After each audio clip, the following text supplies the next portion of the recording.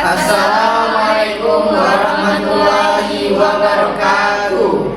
Tabi pun, yang terhormat Bapak Fatahillah, Sarjana Hukum Magister Pendidikan, selaku dosen pengampu dari mata kuliah Konsep Dasar Pendidikan Kewarganegaraan SD. Di sini kami dari mahasiswa Universitas Muhammadiyah Pringseu Lampung, Fakultas Keguruan dan Ilmu Pendidikan, Prodi Pendidikan Guru Sekolah Dasar kelas 1C dari kelompok 5. Video ini kami buat untuk memenuhi tugas mata kuliah Konsep Dasar Pendidikan Kewarganegaraan SD. Jadi kami akan mempresentasikan hasil analisis dari buku kelas 3 SD tentang pendidikan kewarganegaraan. Berikut presentasi dari kelompok kami. Baik, sebelumnya perkenalkan, nama saya Rahmadi Yunia. Di sini saya akan menyampaikan salah satu materi yang berjudul kesesuaian dengan kompetensi dasar dan tujuan pembelajarannya. Kesesuaian antara kegiatan dengan kompetensi dasar dan tujuan pembelajarannya merupakan hal penting agar proses berjalan terarah, terukur, dan berdampak pada pencapaian kompetensi siswa. Yang pertama, pembelajaran harus selaras dengan kegiatan kompetensi dasar. Kompetensi dasar adalah kemampuan minimal yang harus dicapai siswa setelah mengikuti proses belajar dalam suatu mata pelajaran. Agar sesuai dengan kompetensi dasar, kegiatan pembelajaran harus memuat aktivitas yang membantu siswa menguasai pengetahuan, sikap, atau keterampilan yang tercantum dalam kompetensi dasar. Menggunakan metode yang relevan dengan tuntutan kompetensi dasar, misalnya, kompetensi dasar yang menuntut analisis harus memakai pendekatan diskusi, problem solving, atau proyek. Yang kedua, kesesuaian dengan tujuan pembelajaran. Tujuan pembelajaran merupakan penjabaran yang lebih spesifik dari kompetensi dasar. Tujuan berisi kemampuan yang harus ditunjukkan siswa pada akhir pembelajaran. Kegiatan pembelajaran dikatakan sesuai jika aktivitas yang diberikan benar-benar mengarahkan siswa untuk mencapai tujuan yang dirumuskan. Penilaian atau evaluasi selaras dengan tujuan asesmen harus mengukur kompetensi yang ingin dicapai. Media, sumber belajar, dan strategi pembelajaran dipilih berdasarkan kemampuan yang ingin diwujudkan. Yang ketiga, peran kesesuaian dalam mendorong keaktifan dan partisipasi. Ketika kompetensi dasar dan tujuan jelas serta diterjemahkan dalam pembelajaran yang tepat, maka siswa memahami apa yang harus dipelajari dan ditunjukkan, meningkatkan motivasi dan keaktifan.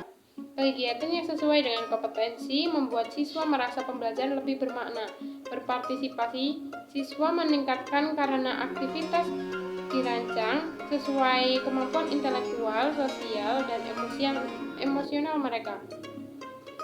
Yang keempat, contoh singkatnya, jika kompetensi dasar menuntut menyajikan pendapat dalam diskusi secara runtun dan santun, maka tujuan pembelajaran siswa dapat menyampaikan pendapat dengan jelas, menggunakan bahasa santun dan merespon pendapat teman. Kegiatan yang sesuai diskusi kelompok, debat terarah, simulasi presentasi, penilaian yang sesuai, lebaran observasi, kemampuan berbicara, keaktifan, dan sikap. Dengan demikian, pembelajaran menjadi konsisten, terarah, dan efektif meningkatkan keaktifan secara partisipasi siswa. Baik, selanjutnya indikator yang saya dapatkan dari analisis buku PKN adalah relevansi dari nilai-nilai Pancasila. Uraian temuan dalam teks buku adalah materi Sumpah Pemuda mengandung nilai persatuan Indonesia, sila ketiga, kemudian sosial sila keempat, serta gotong royong, kerukunan, dan saling menghormati perbedaan. Nah, untuk kesesuaiannya adalah benar atau checklist. Kemudian catatan atau rekomendasi sangat relevan dengan nilai-nilai Pancasila, terutama sila ketiga dapat dikaitkan juga dengan sila kedua, kemanusiaan dalam konteks bantu-membantu. Saya Alia Husn Afifah. Di sini saya akan melanjutkan penjelasan dari analisis kelompok kami di bagian bab 1 indikator ketiga. Pada bagian ketiga analisis materi, yaitu penguatan identitas nasional dan wawasan kebangsaan.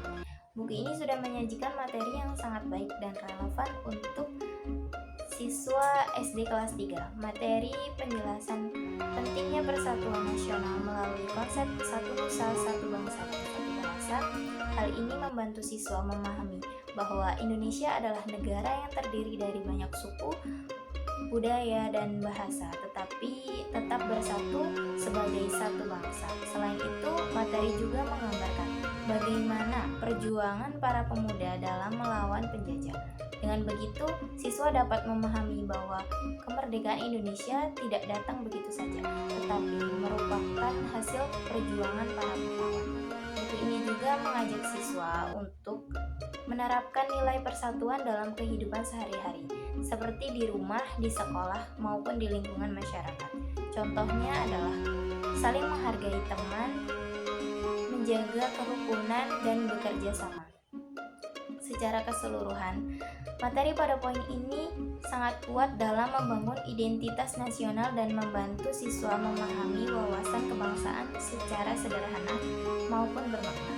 Materi tidak hanya berbicara tentang sejarah, tetapi juga menghubungkan dengan situasi kehidupan mereka saat ini. Baik, perkenalkan nama saya Lutfi Khairunisa. Pada kesempatan kali ini, saya akan melanjutkan pembahasan dari hasil analisis kelompok kami tentang buku kelas 3 SD, yaitu Pendidikan Kewarganegaraan.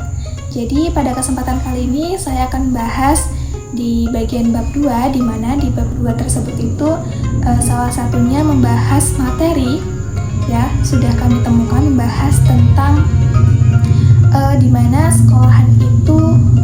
aturan sekolahan itu dapat dibuat secara bersama warga sekolah, dan di setiap masyarakat, ya, di lingkungan masyarakat itu berhak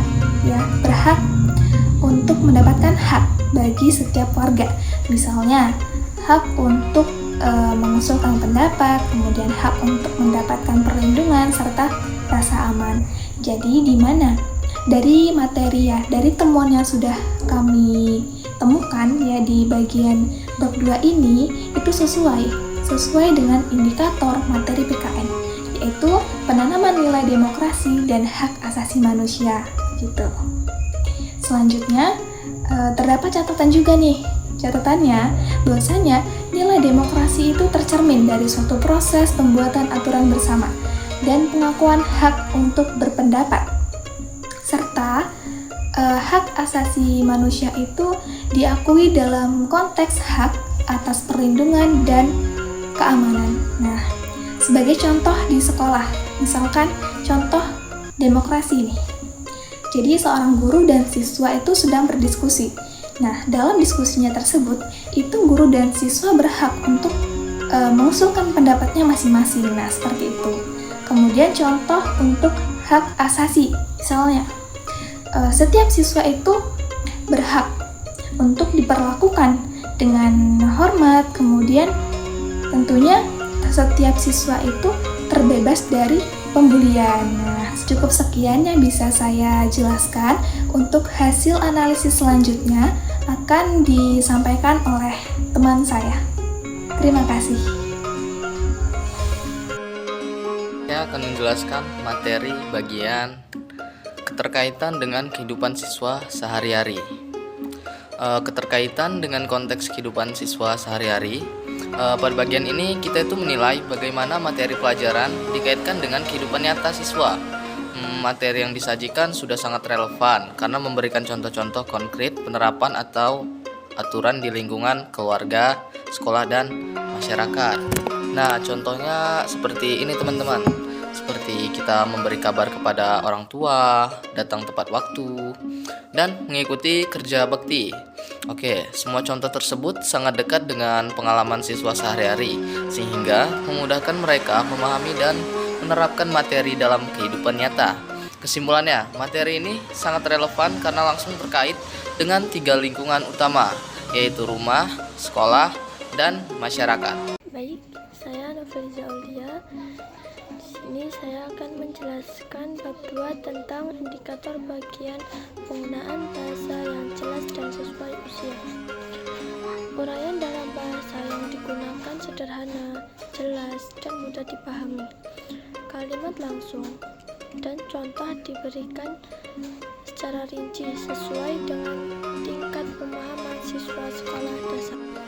Jadi, kesesuaian di materi bab 2 sesuai dengan indikator analisis materi bab 2 PKN, penggunaan bahasa yang jelas dan sesuai usia. Jadi, saran dan rekomendasi dari isi uraian tersebut adalah bahasa berkomunikatif, tidak terlalu teknis, dan disusun dengan contoh yang spesifik sehingga mudah dicerna oleh siswa usia sekolah dasar. Baik, di sini saya Nur Majida Tirvis. Ini saya akan menjelaskan materi bab 3 pendidikan kewarganegaraan kelas 1 yang berjudul keberagaman contoh dan representasi budaya lokal. Jadi materi ini lebih fokus pada nilai universal, kejujuran, percaya diri, dan tanggung jawab. Jadi tanpa menyebutkan contoh spesifik budaya lokal seperti adat istiadat atau kearifan lokal tertentu dan tradisi. Jadi di materi bab 3 ini tidak sesuai dengan indikator analisis keberagaman contoh dan representasi budaya lokal, dan direkomendasikan untuk menambahkan cerita contoh penerapan dalam konteks budaya lokal, misalnya sikap hormat kepada orang tua dalam budaya Jawa, nilai kekeluargaan dalam budaya Minang, atau praktik gotong royong dalam berbagai budaya daerah. Mungkin itu saja yang dapat saya sampaikan tentang keberagaman contoh dan representasi budaya lokal, dan akan dilanjutkan oleh teman saya. Baik, di sini saya akan menjelaskan ketersediaan aktivitas reflektif dan diskusi. Materi bersifat informatif dan deskriptif, menjelaskan pengertian, bentuk, dan contoh perilaku. Tidak disertai pertanyaan pemantik, studi kasus, atau pembentuk diskusi yang meminta siswa merefleksikan pengalaman pribadi terkait harga diri.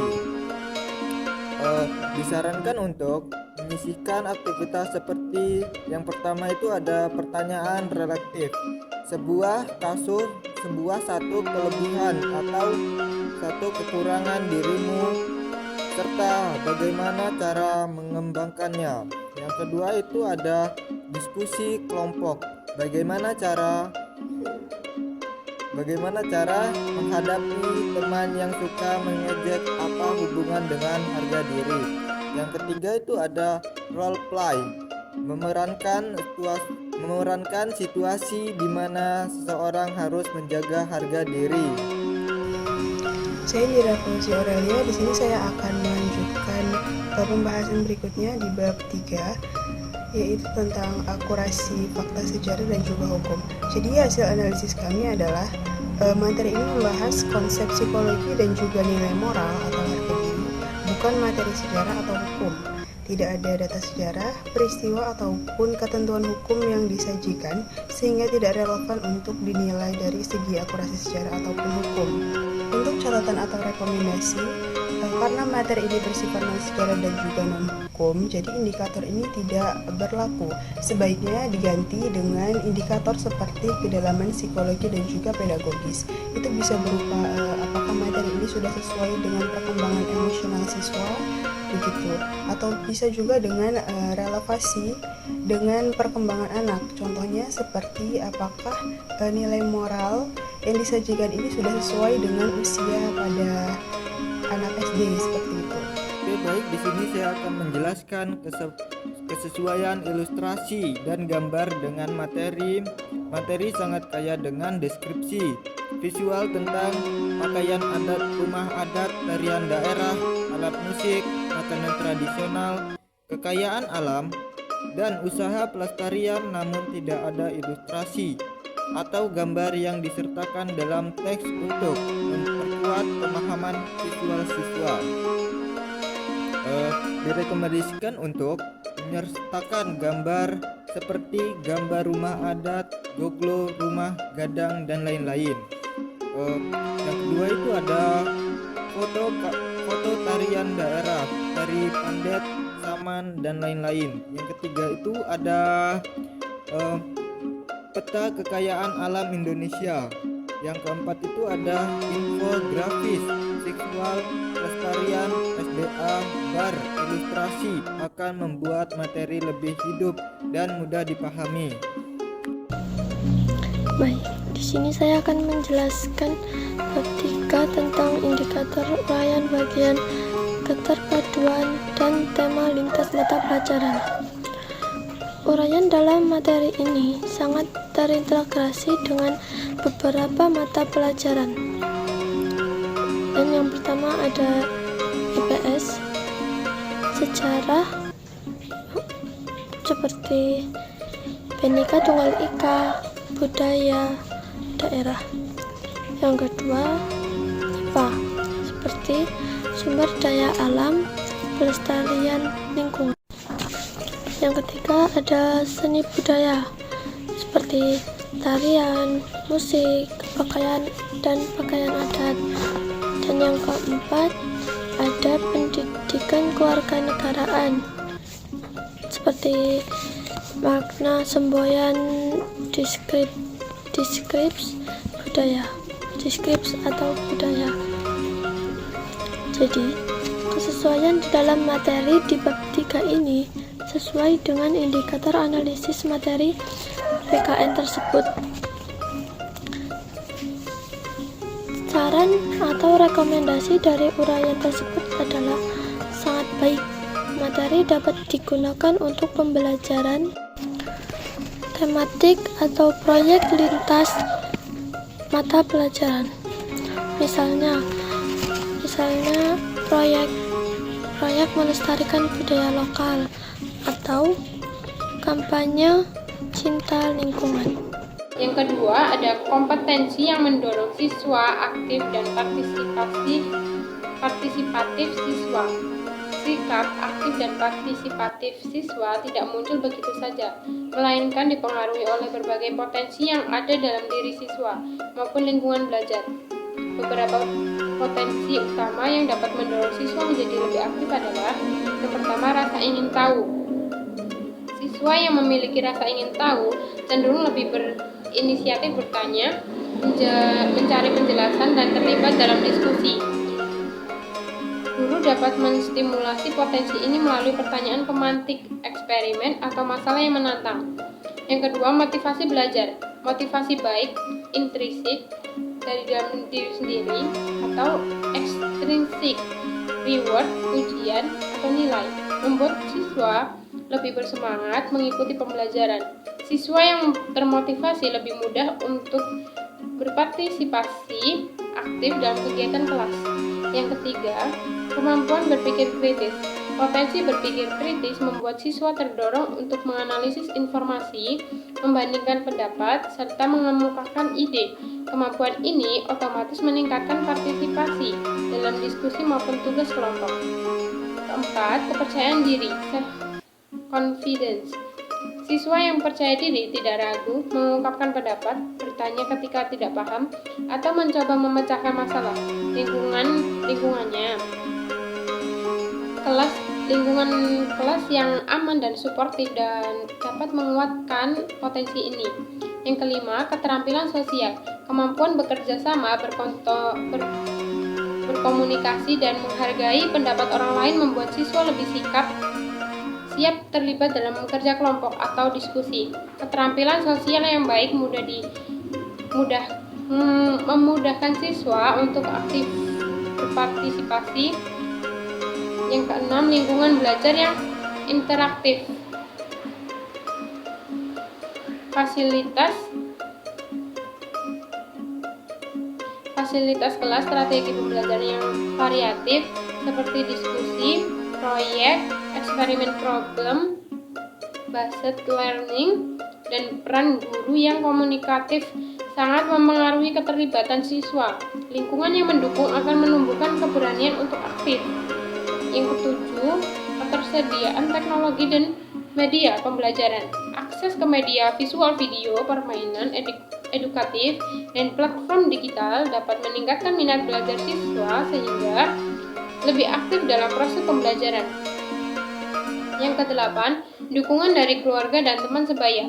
Dorongan perhatian atau kebiasaan belajar dari lingkungan sekitar berpotensi kuat membentuk sikap aktif, terutama dalam hal bertanya, berdiskusi, dan menyelesaikan tugas. Baik, sekiranya itu saja presentasi yang dapat saya sampaikan. Kurang dan lebihnya saya mohon maaf. Terima kasih. Oke teman-teman, dari apa yang teman-teman saya sampaikan tadi, bisa disimpulkan bahwa materi PKN dalam buku ini berkualitas baik dengan keunggulan utama. Yang pertama, sangat sesuai dengan tujuan kurikulum dan pemahaman nilai-nilai kebangsaan seperti Pancasila, persatuan, identitas, dan nasional. Yang kedua, konten kaya, relevan, dan terintegrasi dengan mata pelajaran lain seperti sejarah, IPS, IPA, dan seni budaya. Lalu yang ketiga, yang terakhir, penyajian logis dan aplikatif mencakup aspek kognitif, afektif, dan perilaku. Baik, jadi itu tadi hasil presentasi analisis dari kelompok kami. Apabila ada kekurangan, kami mohon maaf. Kami akhiri. Wassalamualaikum warahmatullahi wabarakatuh.